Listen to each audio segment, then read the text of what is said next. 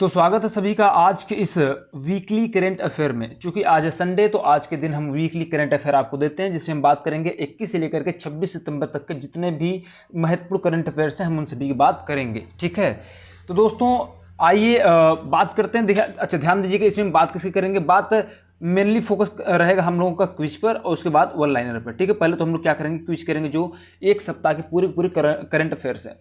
इसमें उन सभी महत्वपूर्ण प्रश्नों को शामिल किया है मैंने जिसको आपको करा रखा है डे बाय डे। ठीक है, तो आइए देखते हैं और अच्छे से प्रश्नों को एक एक करके हल करते हैं और लगाते हैं। लेकिन उससे पहले दोस्तों आप सभी से यही आग्रह है कि सब लोग चैनल को जो है कि सब्सक्राइब करके रख लें, ताकि आपको वीडियोस के नोटिफिकेशन मिलते रहें। रोज सुबह 5 बजे आपको करंट अफेयर का वीडियो इसी चैनल पर मिल जाता है। पहला प्रश्न कहता है हमारा, निम्नलिखित में से कौन सा अंतर्राष्ट्रीय शांति दिवस 2025 का थीम है। तो अंतर्राष्ट्रीय शांति दिवस का थीम पूछ रहा है, तो उसका उत्तर हो जाएगा ए, शांतिपूर्ण विश्व के लिए अभी काम करें। तो जो अंतर्राष्ट्रीय शांति दिवस मनाया गया 2025 में, उसका थीम था शांतिपूर्ण विश्व के लिए कार्य करें। तो दोस्तों इसकी व्याख्या को देखते हैं। अंतर्राष्ट्रीय शांति दिवस हर साल कब मनाया जाता है? 21 सितंबर को। तो 21 सितंबर को सभी देशों और लोगों के भीतर और उनके बीच शांति के आदर्शों को मजबूत करने के लिए मनाया जाता है। अंतर्राष्ट्रीय शांति दिवस 2025 का थीम या विषय शांतिपूर्ण विश्व के लिए अभी काम करें है।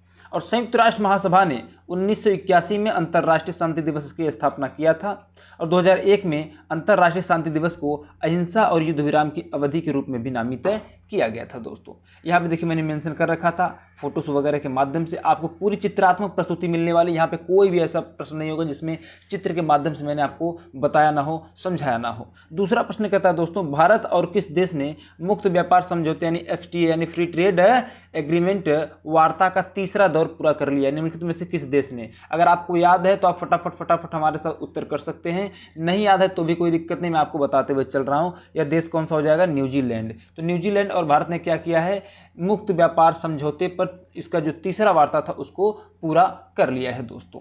ठीक है, फ्री ट्रेड एरिया एग्रीमेंट है ना।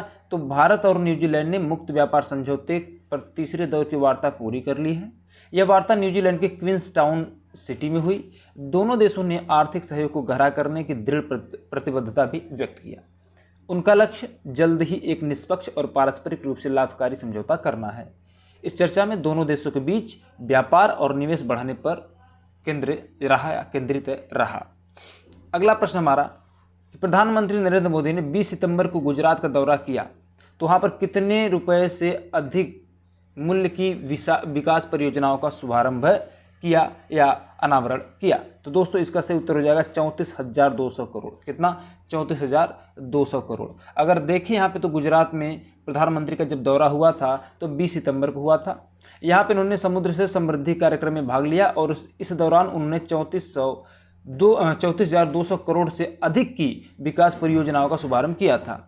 उन्होंने भावनगर में एक जनसभा को संबोधित किया और विभिन्न पहलों का उद्घाटन भी किया।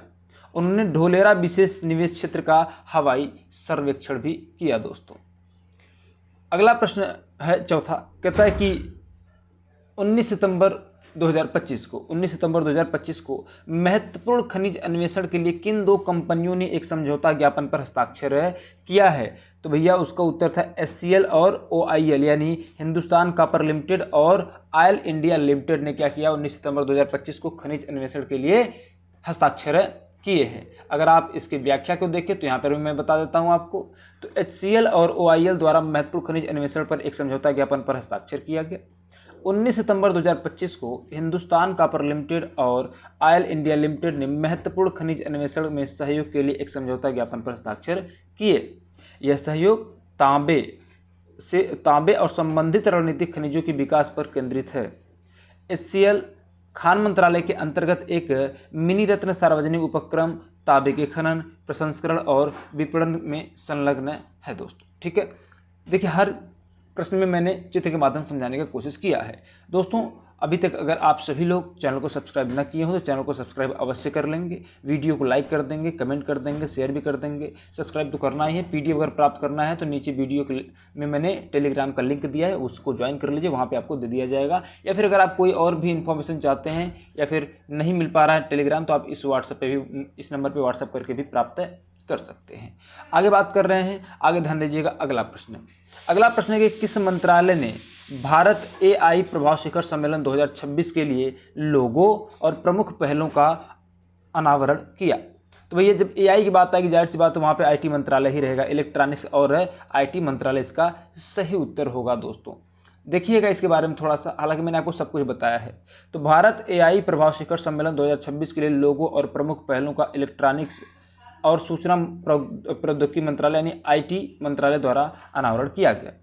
18 सितंबर को इलेक्ट्रॉनिक्स और सूचना प्रौद्योगिकी मंत्रालय ने भारत एआई प्रभाव शिखर सम्मेलन 2026 के लिए लोगो और प्रमुख पहलों का आधिकारिक रूप से अनावरण किया। और यह पहली बार होगा जब वैश्विक दक्षिण का कोई भी देश प्रतिष्ठित अंतर्राष्ट्रीय एआई शिखर सम्मेलन की मेजबानी करेगा।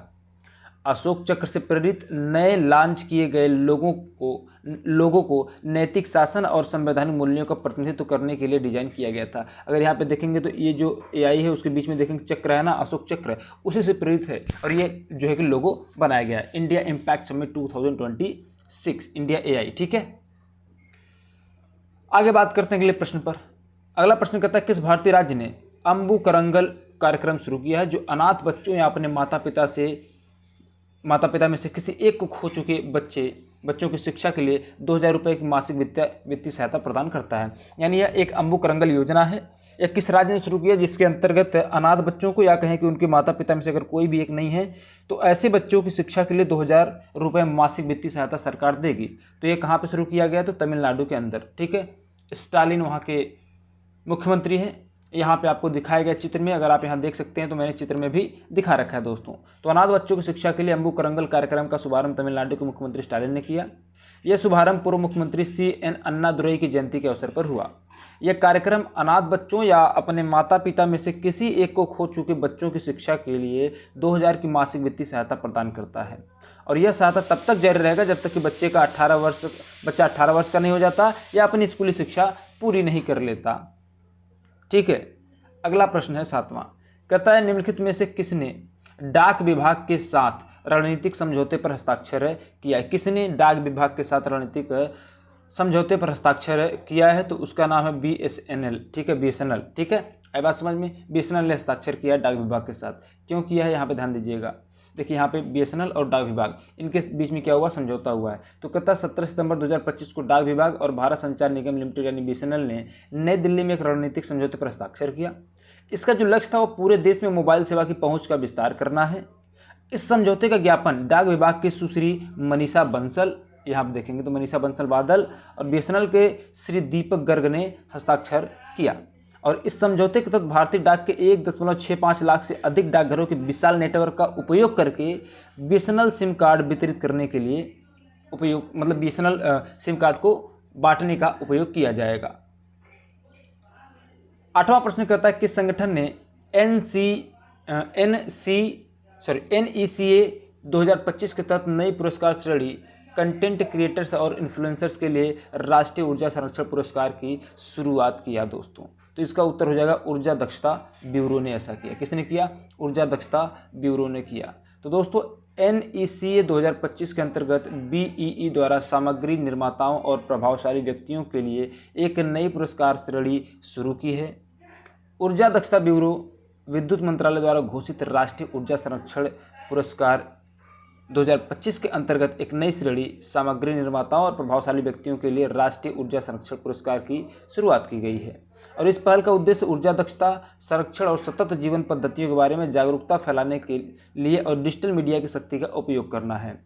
ये प्रधानमंत्री के मिशन लाइफ के दृष्टिकोण के अनुरूप है दोस्तों, यहाँ पे मेंशन भी किया गया है चित्र के माध्यम से।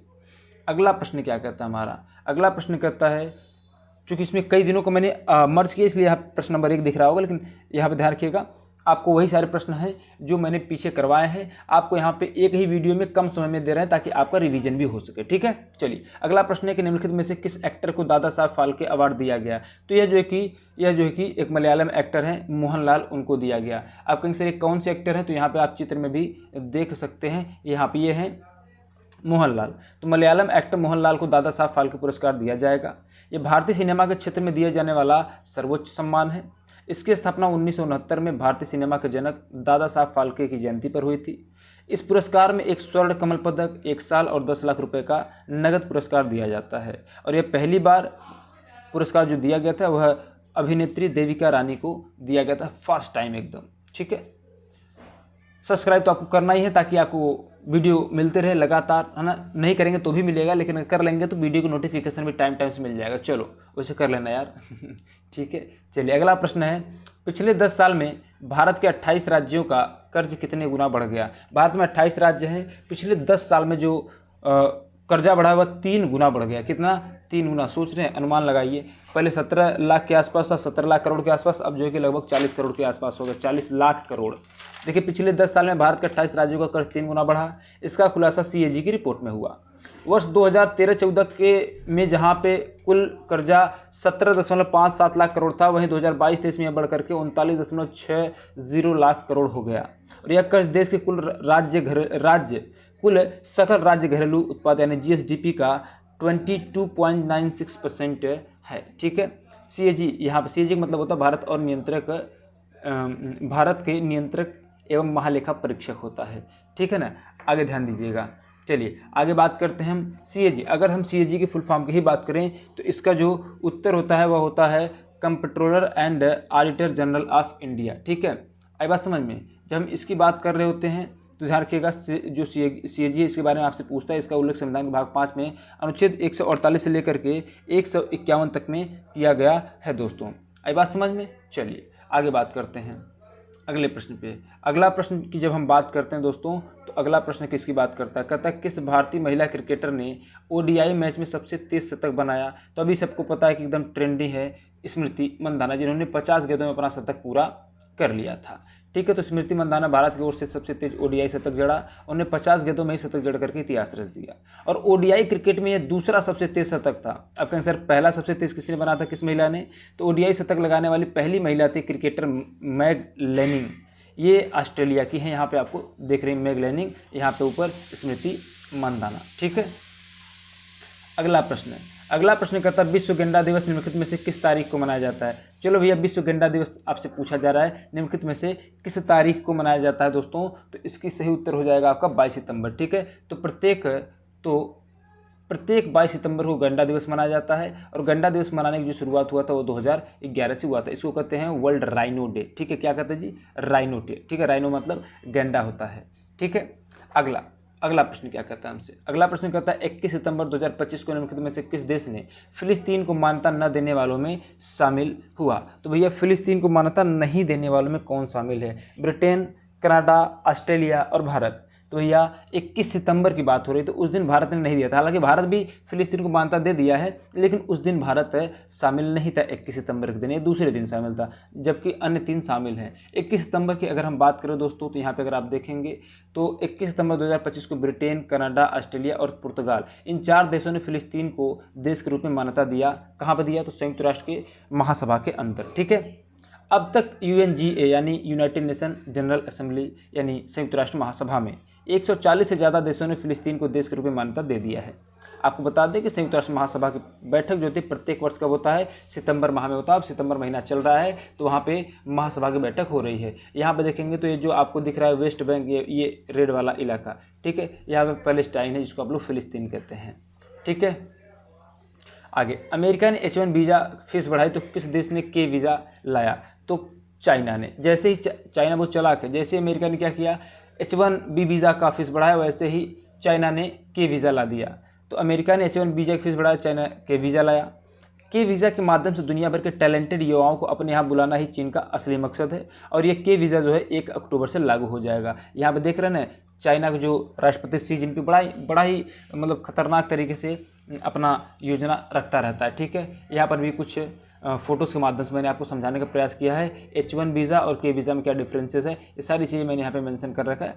इसका PDF भी आपको मिल जाएगा, और इसके पहले मैंने आपको PDF कई बार दिए हुए हैं। ठीक है, अगला प्रश्न है, अच्छा चाइना बारे में बात आ रहा था, तो चाइना बारे में यहाँ पे थोड़ा सा मेंशन कर दिया गया है कि चीन की राजधानी बीजिंग है। चीन की स्थिति एशिया महाद्वीप है, यानी चीन एशिया महाद्वीप में है। चीन भारत का पड़ोसी देश है।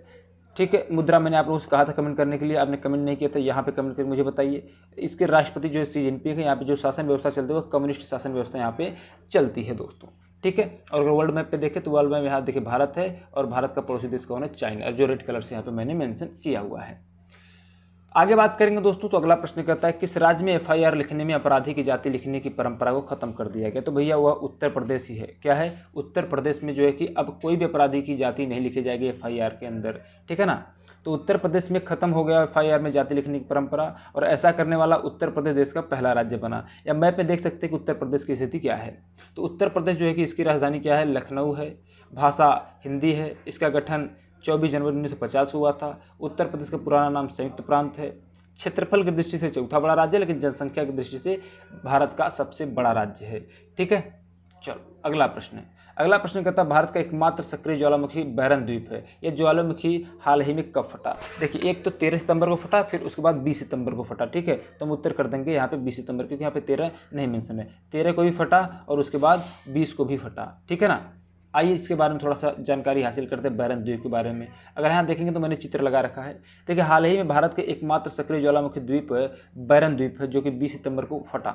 यह भारत का एकमात्र सक्रिय ज्वालामुखी द्वीप है। यानी देखो, ज्वालामुखी 3 प्रकार के होते हैं, सक्रिय, सुषुप्त और निष्क्रिय। सक्रिय में क्या होता है? समय समय पर ज्वालामुखी का उद्गार होता रहता है। सुषुप्त में क्या होता है? ज्वालामुखी उद्गार होने की संभावनाएं बनी रहती, कभी भी हो सकता है, ठीक है। निष्क्रिय में क्या होता है कि उसमें से अब ज्वालामुखी का उद्गार नहीं हो सकता, ठीक है। तो अगर बात करें भारत का जो सक्रिय ज्वालामुखी द्वीप है, कितने हैं? तो एक ही है, उसका नाम है बैरन द्वीप, ठीक है। यह ज्वालामुखी द्वीप अंडमान निकोबार द्वीप समूह के पूरब में स्थित है, और यह द्वीप 3 किलोमीटर के क्षेत्रफल में विस्तृत है। और पिछली बार यह ज्वालामुखी 28 मई 2005 को फटा था, और इसकी ऊंचाई कितनी है? 354 मीटर है। इसके बारे में इतना भी आपको याद रखने हैं। यहाँ पे अगर आप देखेंगे, देखिए अंडमान निकोबार द्वीप समूह है, यहाँ पे जो है कि क्या है? बैरन आइलैंड, बैरन द्वीप है, जो कि क्या है? एक सक्रिय ज्वालामुखी द्वीप है। यह बंगाल खाड़ी, यह पूरा भारत का हिस्सा, ठीक है। आई बात समझ में? चलिए आगे बात करते हैं अगले प्रश्न की। अगला प्रश्न कहता है प्रधानमंत्री नरेंद्र मोदी ने अरुणाचल प्रदेश में कितने करोड़ से अधिक विभिन्न परियोजनाओं का उद्घाटन और शिलान्यास किया? तो उसका उत्तर हो जाएगा दोस्तों सही, 5100 करोड़ से अधिक का, ठीक है। अब देखिए, जैसे मैं आपको पढ़ाते पढ़ाते मुझे भी सारा चीज़ याद हो जाता है। अगर आप लोग ये देख रहे हैं क्लास, तो आपको भी सारी चीज़ें ऐसे ही याद हो जाएंगी। अरुणाचल प्रदेश की स्थिति देखिए, मैंने मैप पे बना रखा है कि एकदम पूर्वी देश है भारत का, जहाँ पे 5100 करोड़ से अधिक का जो है कि सौगात देकर के मोदी जी। तो प्रधानमंत्री नरेंद्र मोदी ने अरुणाचल प्रदेश की राजधानी ईटानगर में 5100 करोड़ से अधिक की विभिन्न परियोजनाओं का उद्घाटन और शिलान्यास किया। इनमें सियोम सब बेसिन में विकसित होने वाली जल विद्युत परियोजना और तातोवन जल विद्युत परियोजना शामिल है। तवांग में एक अत्याधुनिक कन्वेंशन सेंटर और 1290 करोड़ रुपए से अधिक की लागत वाली कई प्रमुख बुनियादी ढांचा परियोजनाओं की भी आधारशिला मोदी जी ने रखा।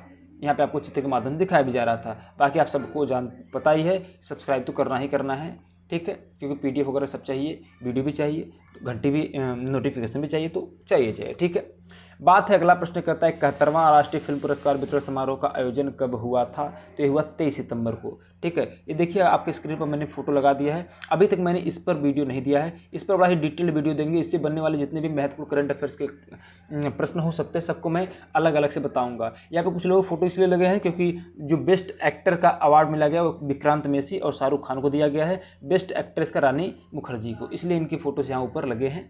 और यहाँ पे देखेंगे तो मोहनलाल का फोटो लगा, जिनको क्या दिया गया है? जिनको दिया गया दोस्तों दादा साहेब फाल्के पुरस्कार, ठीक है।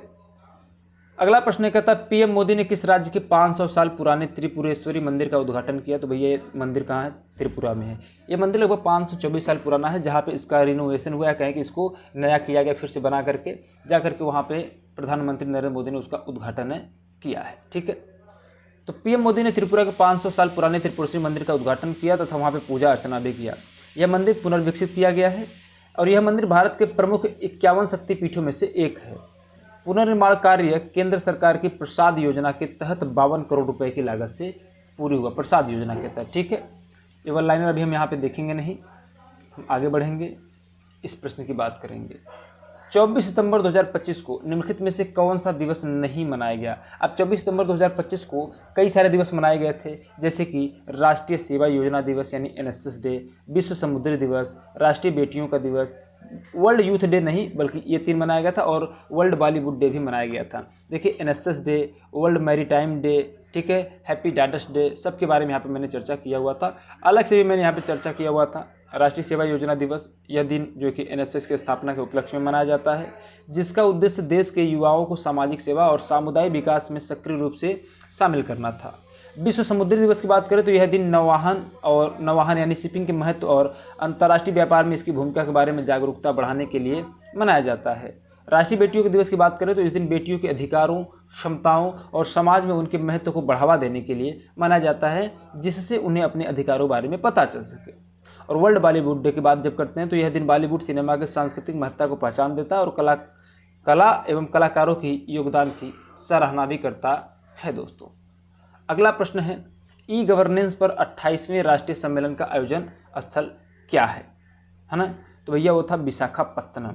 28वां या 28th national conference e governance, ठीक है, जिसका उद्देश्य विकसित Bharat civil service and digital transformation. तो भैया कहाँ पे आयोजन हुआ इसका? तो विशाखापत्तनम में हुआ। यानी ई गवर्नेंस पर 28वां राष्ट्रीय सम्मेलन 22 और 23 सितंबर 2025 को विशाखापत्तनम में आयोजित किया गया। इसका आयोजन प्रशासनिक सुधार एवं लोक शिकायत विभाग यानी DARPG, इलेक्ट्रॉनिक्स एवं सूचना प्रौद्योगिकी मंत्रालय तथा आंध्र प्रदेश सरकार द्वारा संयुक्त रूप से किया गया। यानी कि हम इसका आयोजन किसके द्वारा किया गया? तो लोक शिकायत विभाग द्वारा, इलेक्ट्रॉनिक्स एवं सूचना प्रौद्योगिकी मंत्रालय द्वारा और आंध्र प्रदेश सरकार, तीनों ने मिलकर के किया था, ठीक है। और इस सम्मेलन का जो विषय था वह था विकसित भारत, सिविल सेवा और डिजिटल परिवर्तन, ठीक है। आंध्र प्रदेश के मुख्यमंत्री चंद्रबाबू नायडू और केंद्रीय मंत्री डॉक्टर जितेंद्र सिंह ने इस सम्मेलन का उद्घाटन किया था दोस्तों। यहाँ पे आपको स्क्रीन पर दिख भी रहा होगा 28th national conference e governance, है ना, विकसित Bharat civil service and digital transformation, ठीक है। अगले प्रश्न की बात करते हैं, तो आगे हम बात करते हैं दोस्तों अगले प्रश्न की, ठीक है। अगला प्रश्न कहता है हमारा, वैश्विक वन निधि में पहला निवेशक कौन सा देश बना? तो भैया वैश्विक वन निवेश में या निधि में ब्राज़ील सबसे पहला देश बना। यहाँ आपको स्क्रीन पर दिखाया जा रहा है, पूरे मैप पर भी मैंने दिखाया ब्राज़ील को और ग्लोब के ऊपर भी मैंने दिखाया। ब्राज़ील ने क्या किया, पूरे विश्व में जो वन है उनकी सुरक्षा के लिए एक निधि के लिए प्रस्ताव रखा, एक खाते के लिए प्रस्ताव रखा, जिसमें दुनिया के हर देश क्या करेंगे, कुछ पैसा निवेश करेंगे ताकि उनको बचाया जा सके, ठीक है। तो भैया ब्राज़ील ग्लोबल फॉरेस्ट फंड में पहला निवेशक बन गया है। कौन? ब्राज़ील। ग्लोबल फॉरेस्ट फंड में पहला निवेशक ब्राज़ील बन गया। ब्राज़ील जो कि ट्रॉपिकल फॉरेस्ट फॉरएवर फैसिलिटी में निवेश करने वाला पहला देश होगा। और यह एक बहुपक्षीय वित्त पोषण तंत्र, बहुपक्षीय मतलब कई सारे देश इसमें शामिल होंगे, जिसका प्रस्ताव उसने वैश्विक स्तर पर, किसने? ब्राज़ील ने वैश्विक स्तर पर संकटग्रस्त वनों के संरक्षण के लिए रखा गया है। इस निवेश की घोषणा ब्राज़ील के राष्ट्रपति लुइस इनासियो लुला दा सिल्वा ने 23 सितंबर को न्यूयॉर्क में संयुक्त राष्ट्र के अंदर किया, ठीक है। अगला प्रश्न है, आत्मनिर्भर भारत के तहत भारत के बाहर पहला भारतीय रक्षा विनिर्माण संयंत्र कहाँ खोला गया? भारत के बाहर की बात कर रहा है। तो आप मैप में देख सकते हैं देश को, अगर आप पहचान सकते, जाहिर सी बात है अफ्रीका का देश है। और यहाँ पे जो ऊपर यहाँ पे मैंने मेंशन किया है दोनों, ये है मोरक्को देश। क्या है? मोरक्को। तो मोरक्को में भारत ने क्या किया, भारत के बाहर पहला रक्षा विनिर्माण संयंत्र खोला है, ठीक है। अब देखिए, आत्मनिर्भर भारत के तहत मोरक्को में पहली भारतीय रक्षा विनिर्माण संयंत्र का उद्घाटन किया गया। रक्षा मंत्री राजनाथ सिंह ने 22 सितंबर से मोरक्को की 2 दिवसीय यात्रा पे गए और यह किसी भारतीय रक्षा मंत्री की उत्तरी अफ्रीकी देश की पहली यात्रा भी है। और इस यात्रा के दौरान टाटा एडवांस सिस्टम मोरक्को की वेरिकिड स्थित नई विनिर्माण सुविधा का उद्घाटन भी किया। अगला प्रश्न है हमारा, हाँ, सिंगापुर में स्कूबा डाइविंग दुर्घटना में जुबिन गर्ग की मृत्यु हो गई, वह क्या थे? तो भैया जुबिन गर्ग एक महत्वपूर्ण गायक थे, आप सभी को पता है। यहाँ पे उनका चित्र भी मैंने लगाया हुआ है दोस्तों। इन्होंने बहुत ही ज़बरदस्त गाना गाया था, इनका जो कला है, गायन है, बहुत फेमस भी था, जिसमें से एक गाना बड़ा ही फेमस था कि या आली रहम आली, है ना, ठीक है। तो यहाँ मैंने मेंशन कर दिया, आप देखना चाहे देख सकते हैं। तो प्रसिद्ध असमिया गायक, ये असम के थे, और सांस्कृतिक प्रतीक जुबिन गर्ग का निधन हो गया। सिंगापुर में स्कूबा डाइविंग दुर्घटना में 52 वर्ष की आयु में उनका निधन हुआ। सिंगापुर पुलिस ने उन्हें बेहोशी की हालत में समुद्र से बचाया और तुरंत अस्पताल ले जाया गया, लेकिन चिकित्सा देखभाल के बावजूद भी उनको बचाया नहीं जा सका। अगला प्रश्न कहता है दोस्तों कि चीन में स्पीड स्केटिंग विश्व चैंपियनशिप में मैराथन स्वर्ण पदक जीत करके किसने इतिहास रचा? तो वो है आनंद कुमार वेल कुमार ने। यहाँ चित्र आपको स्क्रीन पर लगा हुआ है दोस्तों। देखिए, इनके बारे में बात करें तो आनंद वेल कुमार ने विश्व चैंपियनशिप में मैराथन स्वर्ण पदक जीता। आनंद कुमार वेल कुमार ने चीन के बेइदाहिये में स्पीड स्केटिंग विश्व चैंपियनशिप में मैराथन स्वर्ण पदक जीत करके इतिहास रचा। ध्यान रखिएगा, ये जो मैराथन स्पीड, जो जूते में पहिया लगा होता है वो वाला, ठीक है, स्केटिंग। तो ये 22 वर्ष के हैं और उन्होंने 42 किलोमीटर, सोचिए मैराथन कितने किलोमीटर का था, 42 किलोमीटर, वो भी स्केटिंग के थ्रू। तो 42 किलोमीटर की चुनौतीपूर्ण स्पर्धा में पहला स्थान हासिल किया, जो देश के लिए एक ऐतिहासिक उपलब्धि है। इससे पहले चैंपियनशिप में वेल कुमार ने 1000 मीटर दौड़ में स्वर्ण पदक और 500 मीटर स्प्रिंट में कांस्य पदक भी जीत चुके थे। अगला प्रश्न है दोस्तों, 24 से 28 सितंबर 2025 तक तीसरे अंतर्राष्ट्रीय बौद्ध मंच के दौरान बुद्ध के पवित्र अवशेष पहली बार कहाँ प्रदर्शित किए जाएंगे?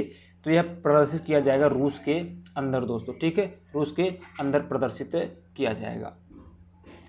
इसके बारे में और जाने तो कहता है बुद्ध के पवित्र अवशेष पहली बार रूस के कलमीकिया में प्रदर्शित किए जाएंगे। नई दिल्ली स्थित राष्ट्रीय संग्रहालय से बुद्ध के पवित्र अवशेष पहली बार रूस के कलमीकिया गणराज्य में प्रदर्शित किए जाएंगे। इन अवशेषों को 24 से 28 सितंबर 2025 तक एलिस्टा में आयोजित होने वाले तीसरे अंतर्राष्ट्रीय बौद्ध मंच के दौरान प्रतिष्ठित किया जाएगा। इस प्रदर्शनी का आयोजन संस्कृति मंत्रालय द्वारा अंतर्राष्ट्रीय बौद्ध परिसंघ और राष्ट्रीय संग्रहालय और IGNCA के सहयोग से किया जा रहा है। ठीक है, अगला प्रश्न की बात करते हैं। ये बड़ा इंपॉर्टेंट है, ये भी प्रश्न कि विश्व, ये भी क्या मतलब जितने प्रश्न मैंने लिए सारे इंपॉर्टेंट ही लिए, ठीक है, कोई फालतू प्रश्न यहाँ पर नहीं लिया गया है। तो ये प्रश्न कहता है विश्व चैंपियनशिप में महिलाओं के 400 मीटर दौड़ में 40 वर्षों में सबसे तेज समय के साथ या सबसे कम समय में किसने दौड़ा? तो भैया उनका नाम है सिडनी मैकलाघलिन लेवरोन। यानी इन्होंने क्या किया, 40 साल में, पिछले 40 साल में जो 400 मीटर का रिकॉर्ड था उसको इन्होंने तोड़ दिया। इन्होंने उससे भी कम समय में जो है कि 400 मीटर दौड़ लगाया, उससे भी कम समय में। तो कितने कम समय में लगाया तो वो भी मैं आपको बता देता हूँ। तो सिडनी मैकलाघलिन लेवरोन ने 40 सालों में सबसे तेज 400 मीटर दौड़ करके स्वर्ण पदक जीता। इन्होंने विश्व चैंपियनशिप में महिलाओं की 400 मीटर दौड़ में 47.78 सेकंड का समय लेकर के स्वर्ण पदक जीता। सोचिए 47 सेकंड में 400 मीटर दौड़ना खाने कम नहीं भाई, ठीक है। अगला प्रश्न पॉइंट है कि महिलाओं की 400 मीटर स्पर्धा में यह दौड़ 40 सालों में सबसे तेज दर्ज किया गया और यह एक अमेरिकी धावक है जिन्होंने ओलंपिक चैंपियन मैरीलेडी पालिनो को हरा करके 400 मीटर में अपना पहला वैश्विक स्वर्ण पदक जीता। ठीक है, अब यहाँ पे आपको कुछ वन लाइनर मिलेंगे, ये सारे वन लाइनर मैंने आपको करवा दिए हैं। और इसी के साथ ये जो सेशन आज का यहाँ पे मैं क्या करूँगा, एंड करूँगा दोस्तों। ठीक है, तब तक कि आप सभी को बहुत बहुत धन्यवाद। और हाँ, चैनल को सब्सक्राइब करना बिल्कुल ना भूलें। इसका जो कि PDF आपको दे दिया जाएगा, नीचे टेलीग्राम का लिंक दिया हुआ है, वहाँ से नहीं मिल रहा तो आप यहाँ व्हाट्सएप नंबर दिया गया, इस पर आप मैसेज करके आप प्राप्त कर सकते हैं दोस्तों। तो ठीक है, मिलता है आपसे अगली क्लास में, कल से फिर से डेली वाले करंट अफेयर की क्लास में। तो आज के लिए बस इतना, तब तक के लिए सभी को जय हिंद, जय भारत।